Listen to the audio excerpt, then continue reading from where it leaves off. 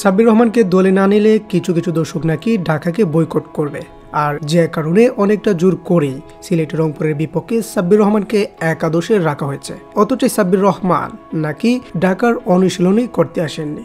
সাব্বির রহমান অনুশীলন করবেন কি? তিনি তো টিকটক নিয়ে ব্যস্ত, যে কারণে ঢাকার প্রথম 3 ম্যাচে জায়গা হয়নি তার। অথচ ভক্ত সমর্থকরা তার খেলা দেখার জন্য অধীর আগ্রহে বসে থাকে।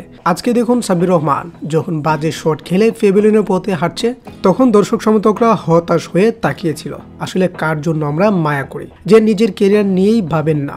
তানজিদ হাসান তামিম ফিরে গেলে ঢাকার 62 রানের মধ্যেই হারায় তাদের 3য় উইকেট। এরপর উইকেটে আসেন সাব্বির রহমান, আর এই সেই কি নাটক। হাসাহাসি তো শেষই নেই, কিন্তু পারফরম্যান্স 0। 7 বলে 2 রান করে প্যাভিলিয়নে হাঁটেন তিনি। তাতে 70 রানের মধ্যেই ঢাকা ক্যাপিটালস হারায় 4 উইকেট।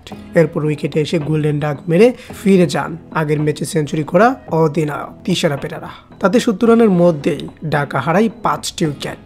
এর আগে হাবিবুর রহমান ফিরে গেছেন 28 রানের মধ্যেই, এবং 54 রানে জেসন রয় ফিরে গেলেন 12 বলে 18 রান করে। শাকিব খান যাদের উপর ভরসা করেছিল, তারা রীতিমতো শাকিব খানের কলিজায় আঘাত করেছে। এখন পর্যন্ত ঢাকা ক্যাপিটালসের যে পারফরমেন্স, তাতে মনে হচ্ছে এবার সবার আগেই ঢাকা ক্যাপিটালস বাদ পড়বে।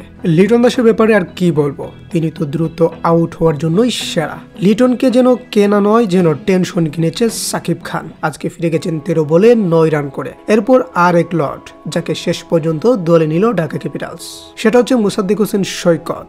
9 বলে 12 রান করেছেন তিনি। রীতিমতো ম্যাচ থেকে ছিটকে পড়ে যায় ঢাকা ক্যাপিটালস। মাত্র 97 রানে তারা হারিয়ে ফেলে 7 উইকেট, আর এরপর যথারীতি অল আউট।